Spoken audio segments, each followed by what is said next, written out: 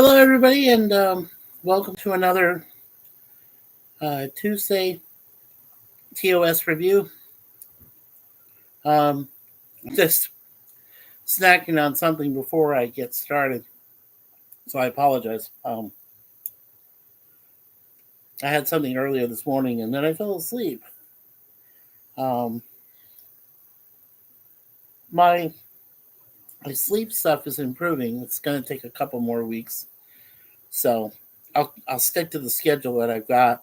Uh, not doing much on Saturday, doing the normal things. Uh, Panels, with Gorilla and with possibly with Miss Charlotte or with Dan, if Dan is ever available on Saturday. And, Sunday, Thursday, and Friday, with Gorilla. And then my Monday through Thursday shows. So that's what I plan on sticking with, at least through the summer. We got some problems financially and stuff. We're just trying to get through stuff right now. So, but, that's what's great about having a wonderful wife, being able to stick close together and get through the hard times. Just try to manage, So, mm.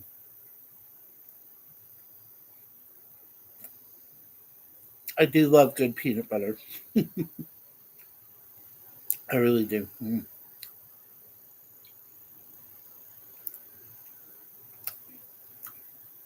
So it's a nice 67 degrees outside Fahrenheit. Can't imagine what it is over in Arizona right now. Probably 110 degrees.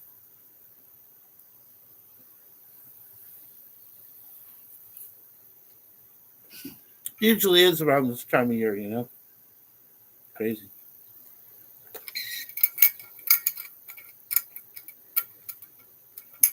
No hat today.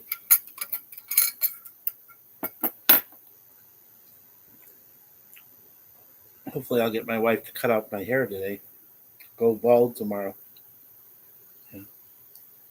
Then we got problems again. June 12th on Thursday. Issues with the Helix um, people, from the exterminators. We'll have to talk to them again and point out to them that the person who's worked with on our apartment twice already doesn't do anything else. And we pointed out the areas that needed to be attended to. We don't have a clutter. We're not cluttered in our apartment, so it's not like, I mean, look around you. This isn't clutter. No, this is organization. This is the closest we'll come to organizing our apartment for the people, for the exterminator one to come in and do his job. And it's been the same man 2 times in a row. He hasn't done crap. So we have to talk to them on Thursday. Can't have them come in here if they're not going to do their job.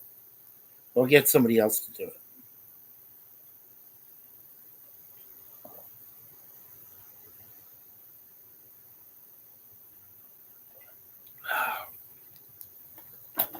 It's a huge inconvenience. Believe me, it really is. Okay. Murdock 2 is sleeping today, so he will not be joining us. But he'll stop by, I'm sure, tomorrow. And hopefully Thursday we won't have to leave this apartment again, at least for this week, for the extermination. If we have to, just know then you won't be seeing the 2 episodes I review of A-Team on Thursday afternoon. Yeah, if they come by again. So we'll see what happens. In the meantime, let's see. First like. Yay. There you go. Thank you, Daniel. Daniel's Hot Topics. Good morning, Mikey. Good morning to you, Mr. Daniel. Or actually, it's good afternoon, right? We're on the same time frame. Yeah. So good afternoon. Yeah. Alrighty, we got 2 likes. Good. We got 2 people. Fantastic. Okay.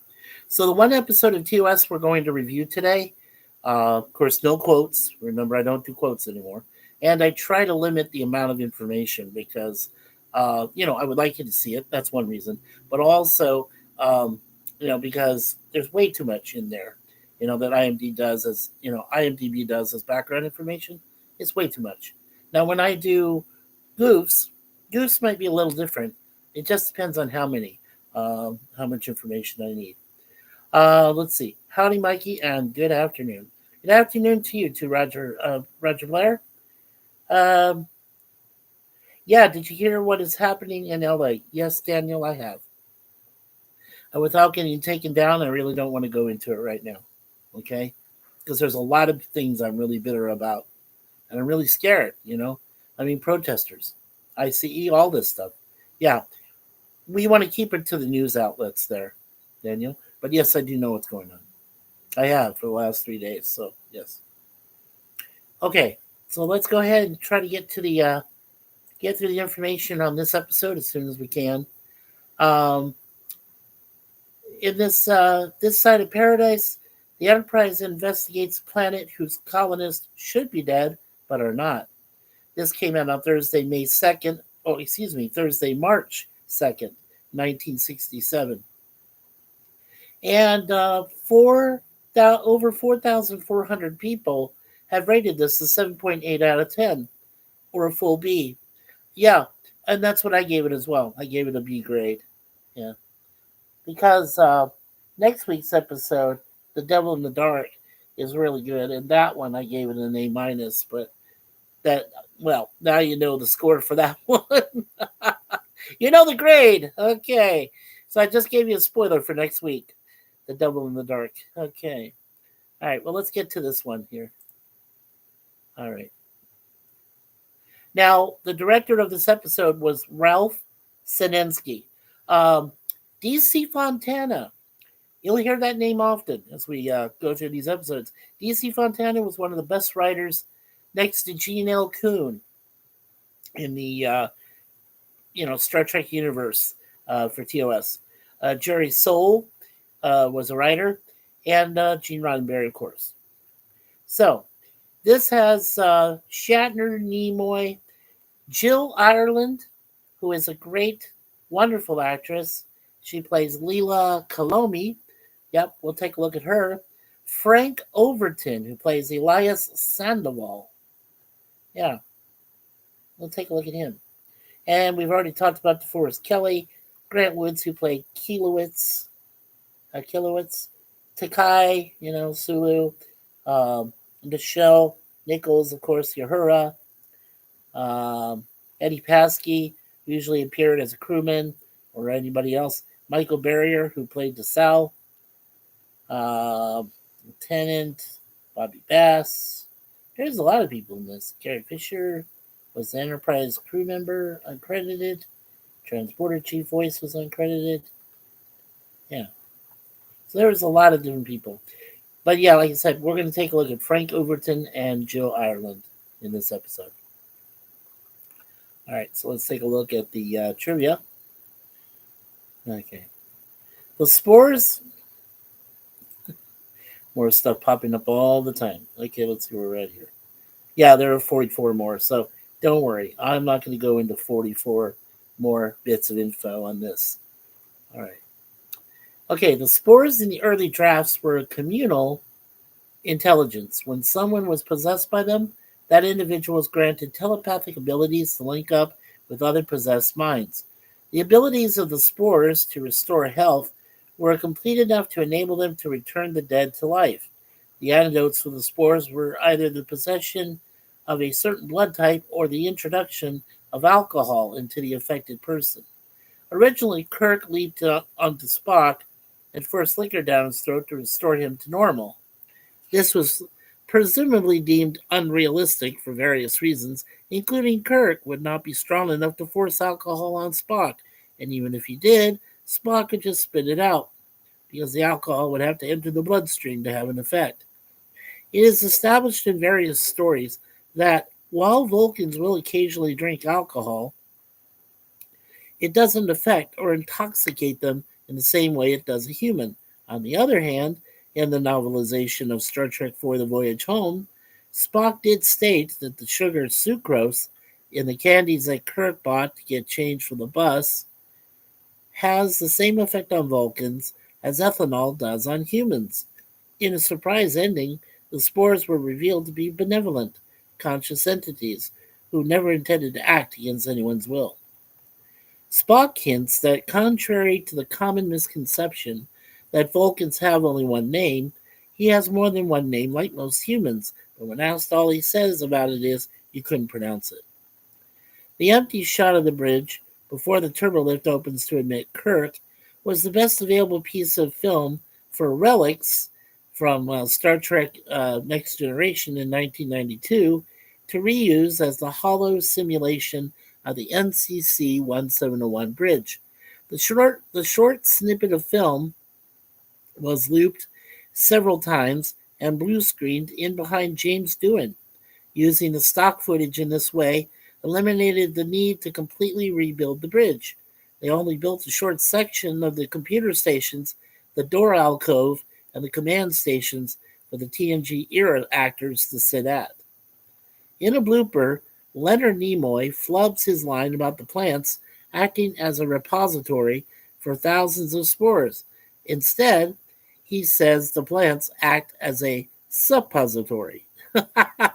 The crew cracks up, as does Nimoy, who caps the fun by putting a Tootsie Pop in his mouth.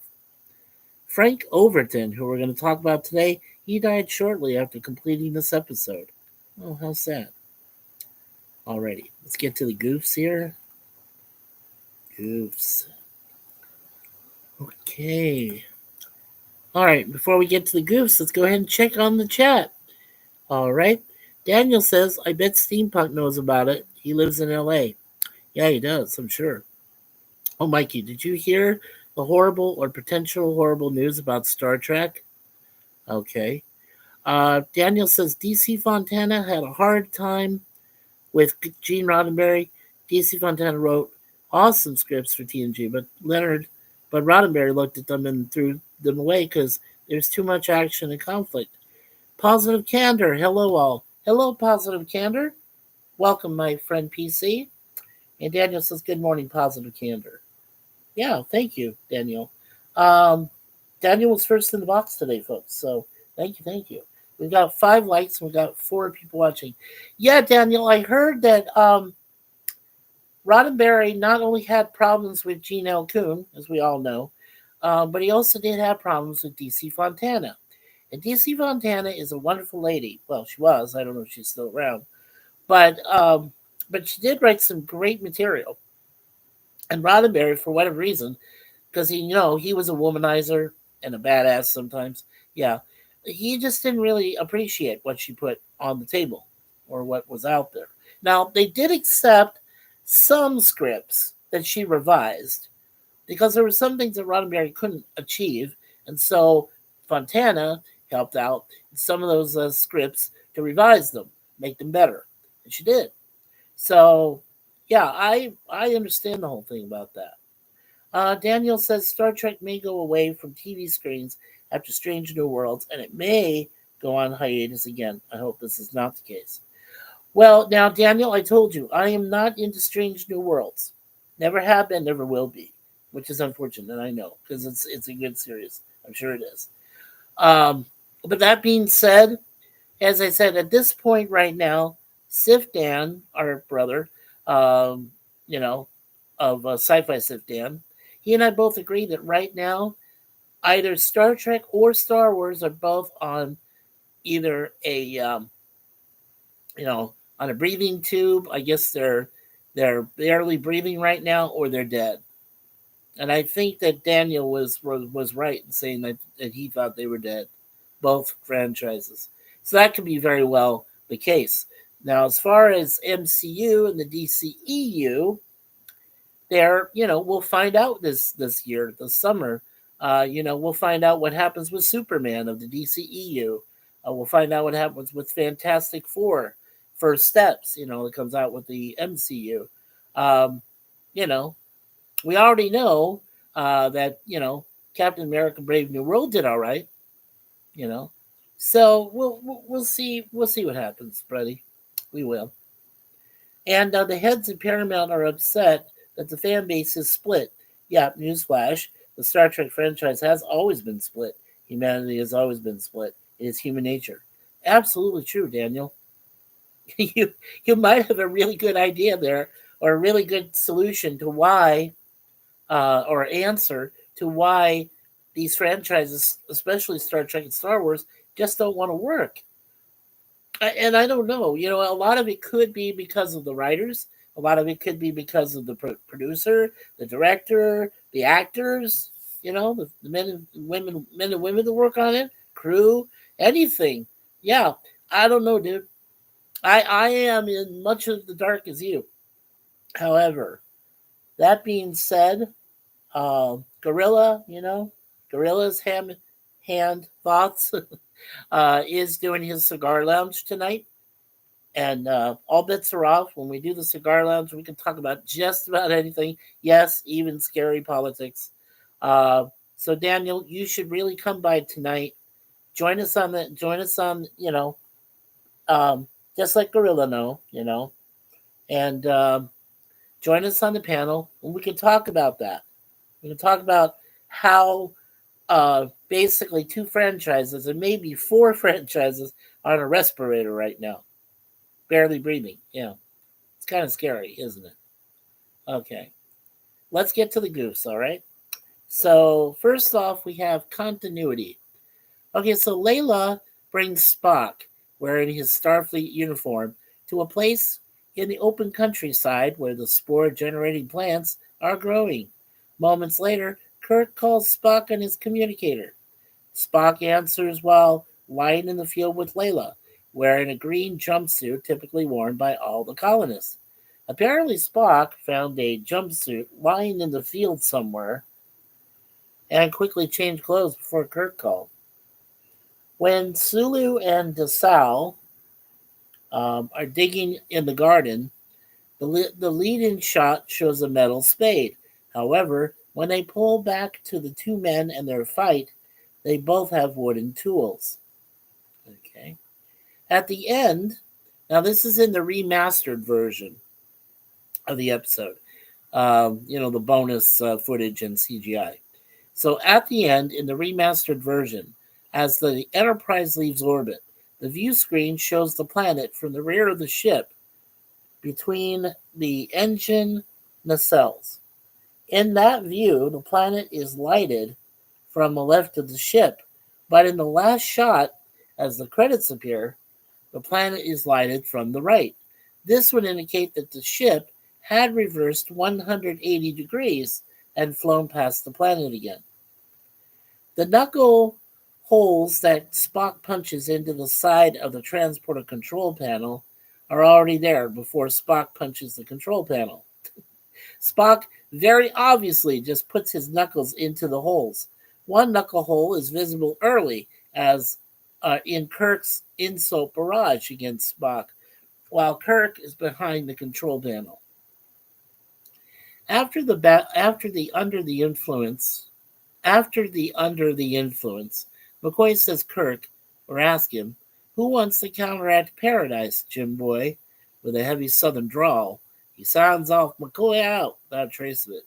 That line was probably recorded separately.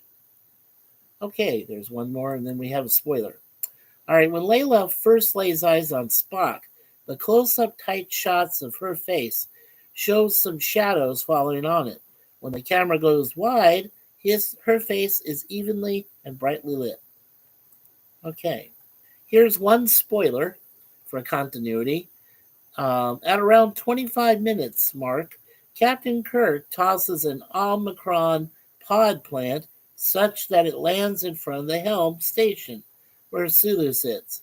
At around 28 minutes, as Captain Kirk enters the bridge, this wide shot shows no pod plant in front of the helm station.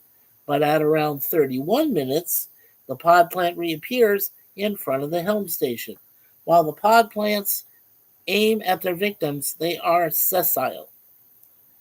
Okay, now we're looking at a couple of incorrectly regarded as goofs. Now, Desal is a botanist, but instead of a blue sciences tunic, he is wearing a gold command one. He was in the command department, and botany was his minor. Sulu also was this way. As Kirk is packing his things to beam down, he is using what resembles a 1960s Samsonite suitcase, hardly what one would expect on a starship in the distant future.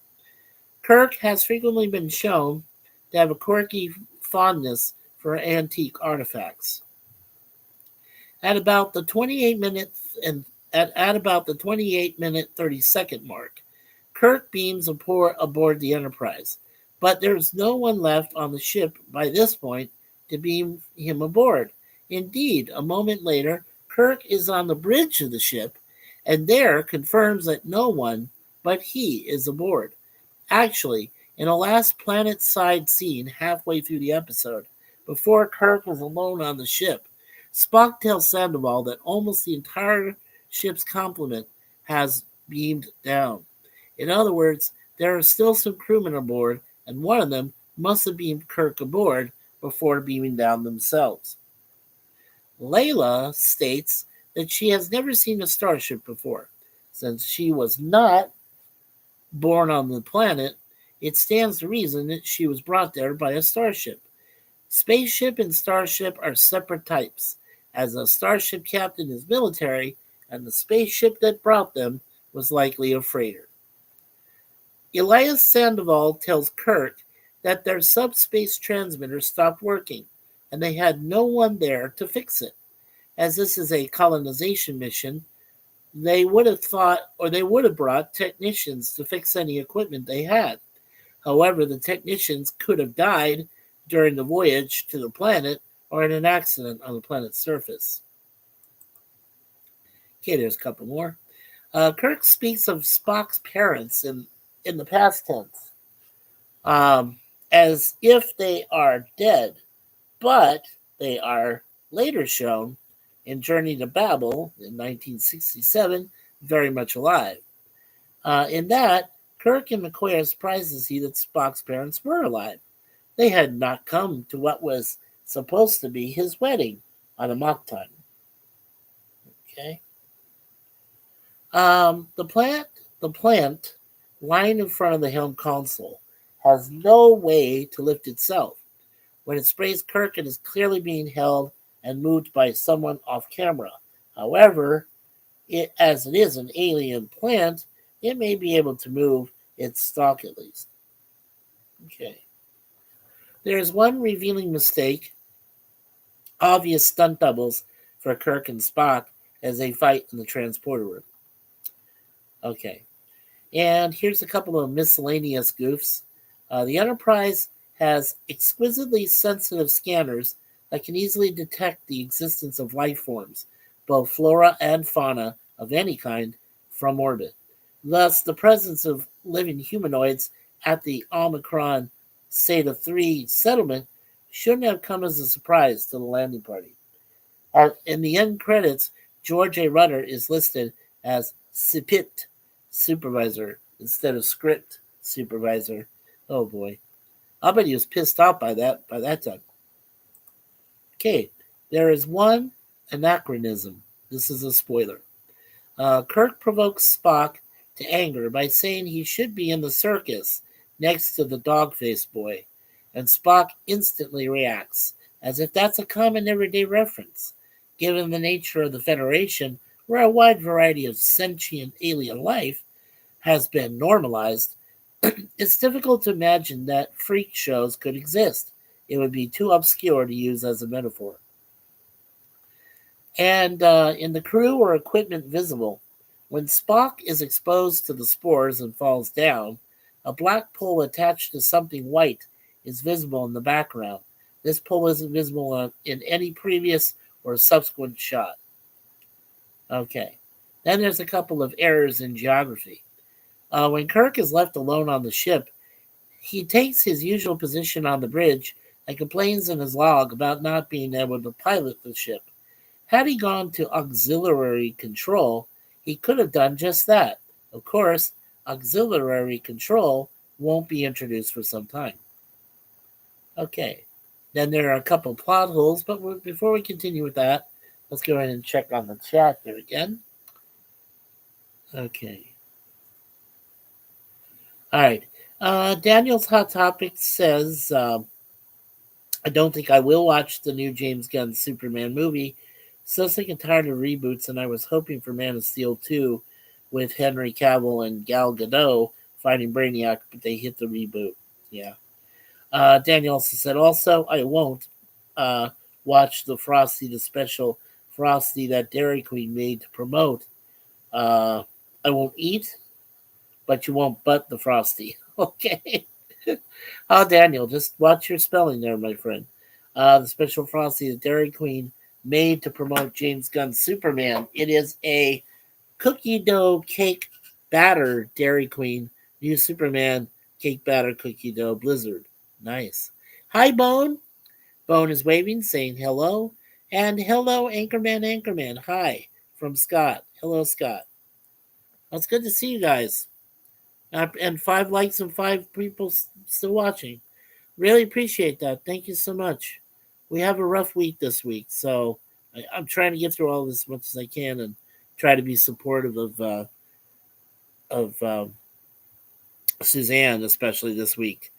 Yeah, some issues with the our finances and the tax people screwed her up again. So when there's a screw up in taxes, you get suspended, and she's supposed to get a tax refund, and she's supposed to get certain things, and it's all fucked up. So I'm in no mood really this week for a lot of things. So hopefully, I pray that everything gets taken care of. And she's going to try tomorrow to see what she can do about it. So, say some prayers out there for us, okay? Please. Much needed. All right, let's continue. Let's see. So, we have plot holes. All right. The spores are surely the greatest medical discovery in the Star Trek universe. They restore one to perfect health, even to the point of regrowing lost body parts. And once a person has been cured of any malady, the doctor would only need to start an argument with the patient to finish the treatment. The Enterprise should have loaded itself to the gills with spore plants and put every doctor in the Federation out of a job, but we never hear about the spore plants again. During his soliloquy on the bridge, when Kirk is reflecting on being the last crew member on board, he mentions that the spores affected everyone else because plants themselves were beamed up, and also because the ventilation system has spread spores to every part of the ship. If this is the case, then merely because the crew members and colonists were eventually cured by anger or other strong emotions, they realistically could have all been reinfected by plants remaining on board, as Kirk himself was, or by spores that continued to circulate throughout the ship's ventilation. And let's see. Okay, McCoy's tricorder would have detected the spores in the bodies of the colonists. Okay, then there's a couple of character errors. When Kirk goes to look for Spock, he tells McCoy, have the landing party work in teams of 2. I don't want anyone left alone. After which he goes out to find Spock, leaving McCoy alone. Last scene. In the bridge, Kirk says inch instead of centimeter, more appropriate unit of measure as the Federation adopted the metric system. Sulu says he wouldn't know if the danger. Sulu says he wouldn't know the danger if it were 2 feet away from him. It is repeatedly established that the Federation and Starfleet use the metric system, not the traditional or standard system. When the fight between Kirk and Spock ends in the transporter room, Spock still has the metal table in his hands. He lowers it and drops it. He doesn't bend down to place it on the ground, yet there is no sound of the table hitting the deck. And it makes no sense for Leela to call Spock Mr. Mr. is an address for Starfleet personnel to use. Right. Okay, cool. All right, let's take a look at the soundtracks. All right. And of course, the theme from Star Trek at the beginning and end, written and credited by Alexander Courage. Cool. Alrighty. And Daniel's Hot Topics, very active today. Thank you. So he says, I hope at Comic Con we do get some news on X-Men 97 Season 2. So let me ask you, Daniel, are you going to be able to get to go to Comic Con? And if so, is there a way that you can actually take some pictures of it for us and then bring them back and we can watch them? Or just take a look at the pictures? That'd be cool. There goes the alarm again. I am so tired of waiting. I know, sir. I know. Tequila. Tequila. Hey, Moon Pie.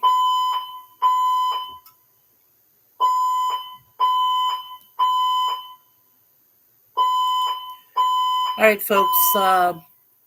If you want to take a break for a few minutes, it's going to be a little bit of time till they stop this thing. So I'm going to go ahead and put a mute on. And so. And Daniel says, I've never been to a Comic Con before, and I live in the deep country and can't drive. I understand. Yeah. All right, so I will be back in a couple of minutes. I'll leave the screen up so that you guys can watch or just kind of walk away and go ahead and take a break. I'll be right back.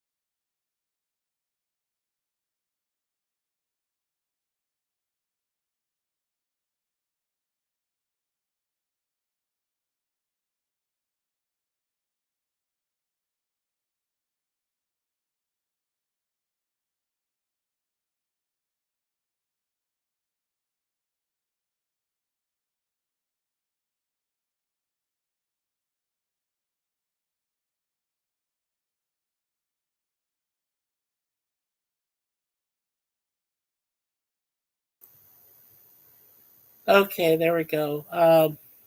Hopefully that's it for now. I'm not sure why it lasted for so long, and I guess they heard the sirens, so then they, went to work on it. Not sure what it was. So, oh, here they go. Attention, attention, attention. This is Toronto Fire Services. We're currently investigating an alarm on the fourth floor. Please stay in your unit if it is safe to do so. So the fourth floor. Okay. All right. Let's take a look at the filming and production. Okay. Now, there was, besides Desilu Studios at 9336 West Washington Boulevard in Culver City, California, they did do some outdoor locations.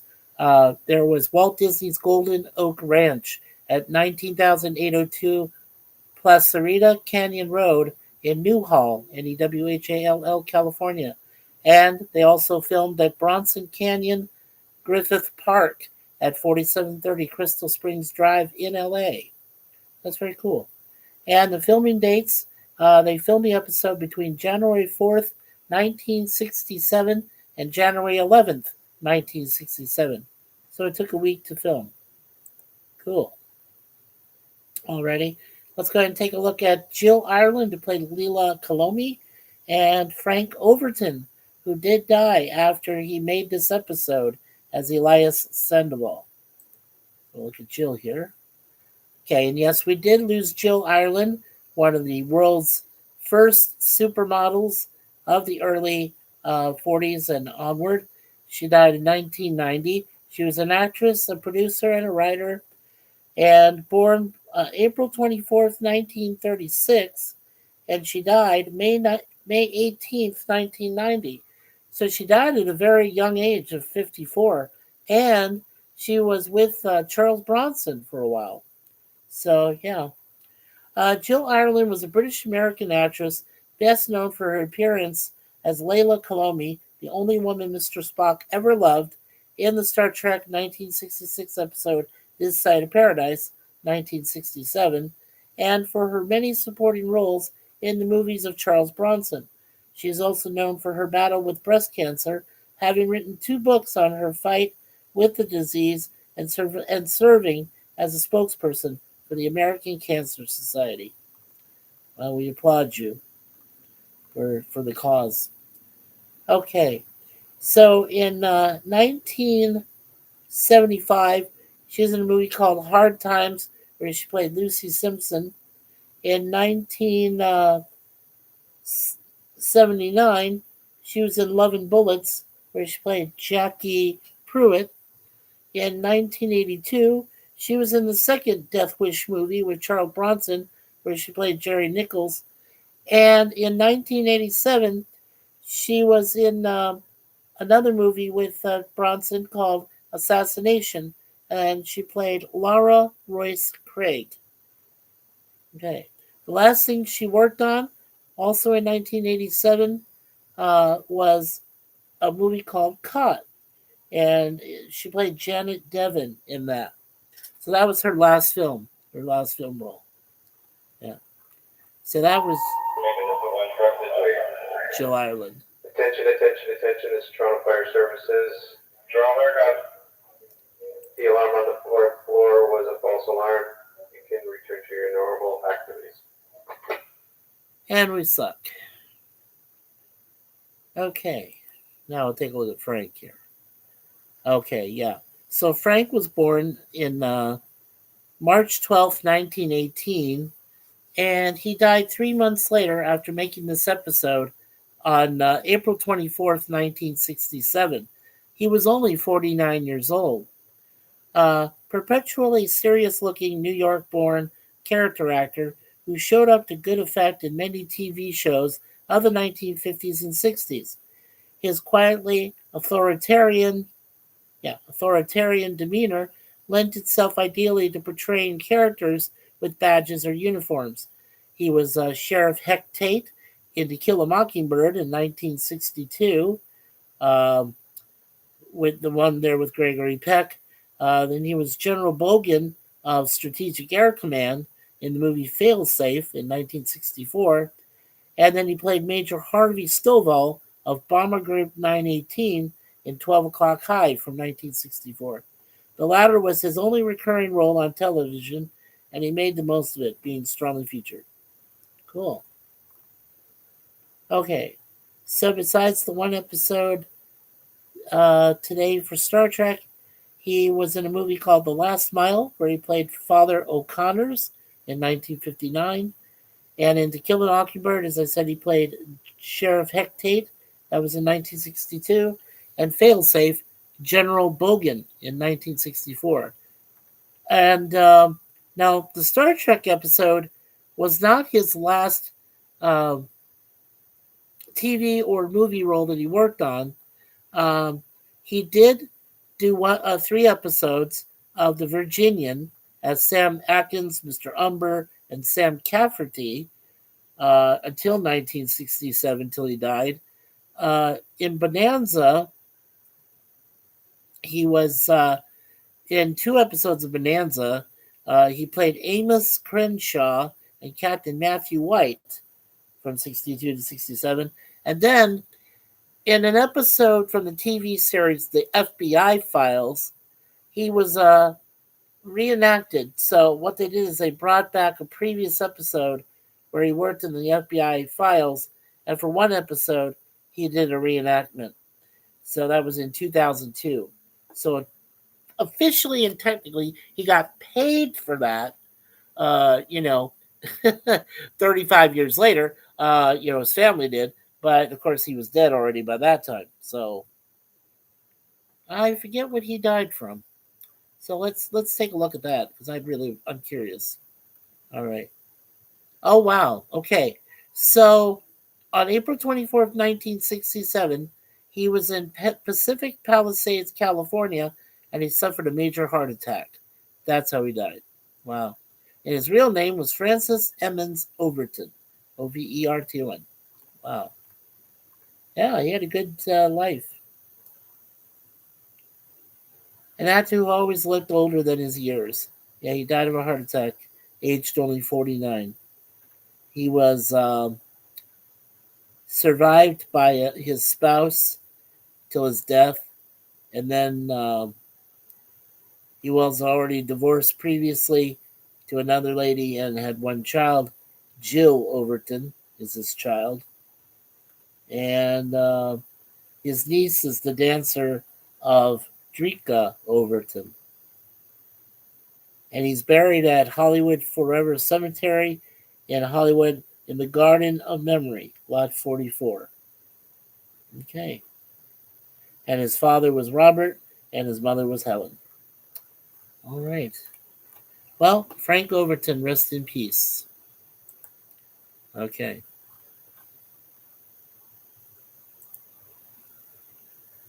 Alrighty then. So let's go back here. Okay, so next week on Tuesday, we will have season 1, episode 25. And the episode we're doing is The Devil in the Dark. That famous line where McCoy says, I'm a doctor, not a bricklayer. I'm a doctor, not a bricklayer. You're a doctor, you know, and you have a patient, and so that's what he was told to do, by Jim Kirk. So, okay. Yeah, good news, false alarm. Thank you, Jeff. Oh, and hey, welcome, Sir Lemon. Hey, Mikey, I just popping by to say hi and hope you're well. Have a good stream. I'll see you around later. Okay, Lemon.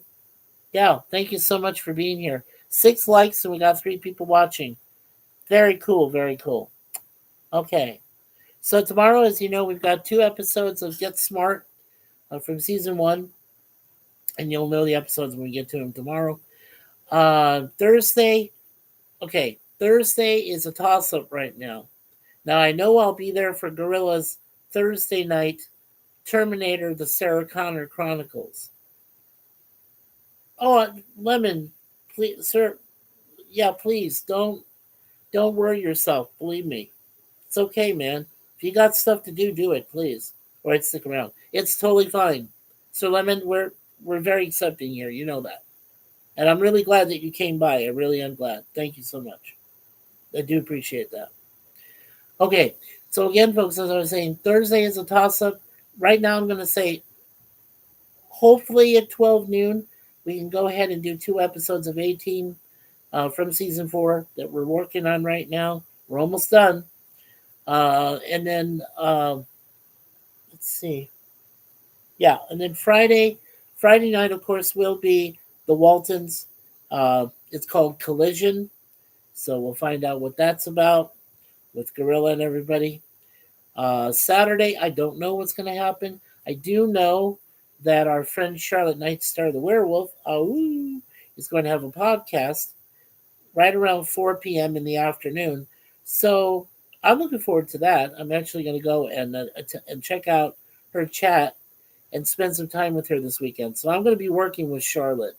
Now, PvP, if you're listening to this or if you do this, video on the rewatch, make sure you skip the, you know, muted parts because that was a false alarm. It was an alarm going off again. Get past those. But when you do, just know that when Charlotte does her thing on Saturday and Sunday, that I would like you to be there with me so we can be there for her. Because I know Siftan is working this weekend. I'm pretty sure. So unless he's not working, we can do a Taste of Armageddon, do the watch party with him, and then we can go and cut, and review the episode real quick. But if he's not available, we've got Charlotte, and she's said she's willing to have us come and visit. So just remember for that this weekend, okay? PvP, I'd be most appreciated. All right. That way, if I'm telling you here, then I won't have to pass it along on Facebook, but I will remind you tonight when we do the cigar lounge with Gorilla, which I believe he usually does at the same time, right around 8 o'clock his time, 9 o'clock our time, so Eastern here. So, yeah. And hey, Kevin Theme Park Adventures waving, saying hello. How you doing, Kevin? Hey, Mikey. Kevin, you're at the tail end of this, sir, but if you get a chance, and thank you for hitting the like, appreciate that. If you get a chance, try to listen back over to the rewatch, let you know about this episode, This Side of Paradise. It's a good episode. It's, I gave it a B. It's a pretty good episode. Okay. So, as we always say around here, I always say, always expect the unexpected. My wife always says, leave everything in God's hands. And my best friend Larry, Be Yourself Adventures, always says, always be yourself. And of course, there was the great Gene Siskel, who worked with the Chicago Tribune as part of the duo of Siskel and Ebert at the movies. And he was my favorite nerd growing up with the big glasses and everything else. Rest in peace, and Gene. And he always said, and now the aisle is closed. So, all right. So let's go ahead and say a quick prayer. Father, Son, Holy Spirit. All right, dear Lord, as you know, in LA we have some issues with protesters and fights. They're bringing in the National Guard, and now they're bringing in the Marines.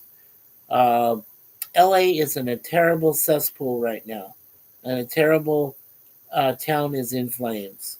So, Lord, if it's your will, please watch over the rest of the people that are protesting, that are yelling, screaming.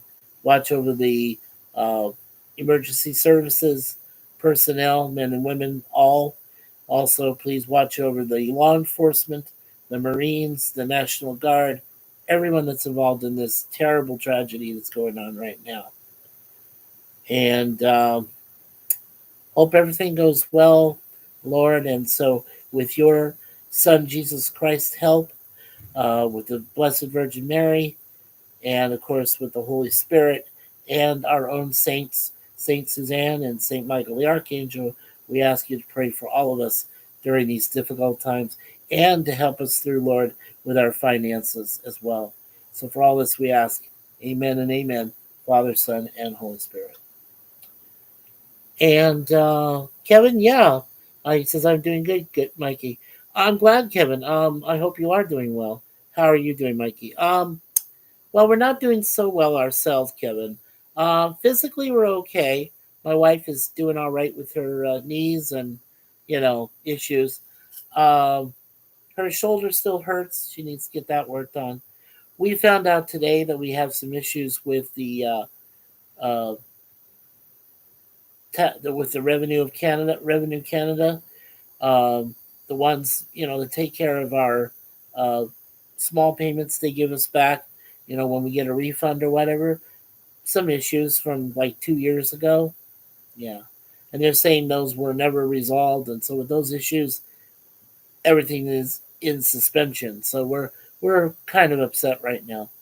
Yeah, but otherwise, yeah, we're physically fine, spiritually fine. Everything's going okay for us. So otherwise, and please say special prayers for my parents. I know they're doing okay, but they got a major anniversary coming up, and you know, and I hope that they don't miss us too much. This weekend. With it being Father's Day, I believe. Let's see. Yeah, yeah, yeah. See, my parents are celebrating their 61st wedding anniversary on this coming Friday, the 13th. Remember, folks, Friday the 13th. You know, you can make your own luck. You don't need to make bad luck. So, yeah. Flag Day in the U.S. is on the 14th. So, congratulations to everyone who respects the flag. And then Father's Day, yeah, is on the 15th. Now, one thing I do want to announce coming up next Monday night, right around 6 o'clock, I'm going to go ahead and make it 6 o'clock our time, Eastern. We're going to have a special celebration of my wife's Suzanne's birthday. Now, officially, she's turning 59, but we're going to let her for at least a little while, for at least the next 3 months and 6 days till my birthday comes up. We're going to let her be 39. So when you see her on the big screen here when we do our live stream, and now it won't be open panel. I'm going to choose just certain people that we know from the family, but we will have open chat, so all of you will be able to extend your birthday wishes to Suzanne, and wish her happy birthday and everything. Um, I just also want to say that please tell her she's 39, not 59, okay? If you want. I mean, otherwise, just keep to yourself. Don't say anything, all right? Because by the time we reach her birthday, what she's gonna do is she's gonna make this special cake, and I'm gonna help her with it. And it's gonna be a lemon cake. It's gonna be very good. Yeah, lemon pie. So it's a big lemon cake. Yeah, with some filling and stuff. 39 forever. Happy birthday, Suze. Thank you, Jeff. Thank you, Jeff. That's very appropriate. Thank you. Thank you. And Jeff, make sure you come join us, okay, for the birthday celebration. So again, that will be this next Monday, June 16th. Probably starting time probably will be right around 6 p.m. Eastern. I might move it up to 7 p.m. Eastern. Either way, I'll let you folks know when I do my Red Dwarf reviews. The 2 episodes I do on Monday afternoon at 12 noon. I'll let you know if we're gonna have it starting at 6 or if it's gonna be moved up to 7. Okay, that'll be next Monday. So make sure you all come out for that. And I know Suzanne would love it if a lot of you come and be a part of the chat, be a part of the live stream, and wish her a happy birthday. That would mean the world to her. So hopefully all of you can be there for that. Okay. So with all that in mind, as I always finally say at the very end, I always do this. I always say, God bless America, God bless Canada, God bless England, God bless the rest of this world we live in. We only have one, so make sure that you take care of it out there, folks. We only have the one around. to live on. And of course, peace from MikeySuzeFour. So, on behalf of my beautiful moon pie, my beautiful deja vu, my wife who's getting us some drinks, so she's out there right now, but you know, pray for Suzanne always, okay? Her knees, her shoulder, everything, please. Things that go on. And yeah, and so on behalf of all of us, and of course, I'm kind of waking him up just for a minute. I know, baby. It's okay. Murdock, too. So, on behalf of all of us, have a great day. Please have a safe week. Please keep in mind and in your prayers everybody that's going through the difficult times there in LA and across the country with all the protests and everything that's happening. Let's hope it doesn't get any worse. And take care, everybody. Thank you. Thank you, Jeff.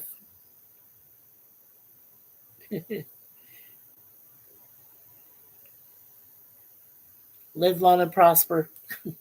Take care, everyone. We'll see you next time. Thank you, Jeff. And and let's thank Kevin Theme Park Adventures, Sir Lemon Pie, like I said, Jeff B, for all your patience during the time the alarms were going off. Thank you, Bone. Thank you, Daniel's Hot Topics. He was first in the box today. Thank you, sir, for being here.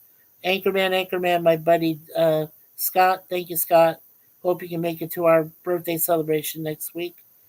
I'd love to have you as part of the panel, too, if you'd like to come. Positive Candor. Thank you, PC, for being here. All right. And Roger Blair. Thank you, Roger. Appreciate that.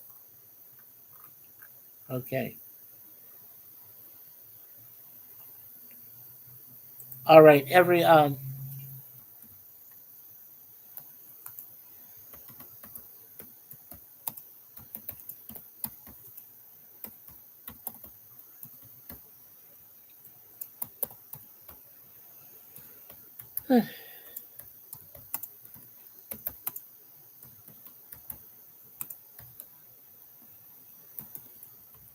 There we go.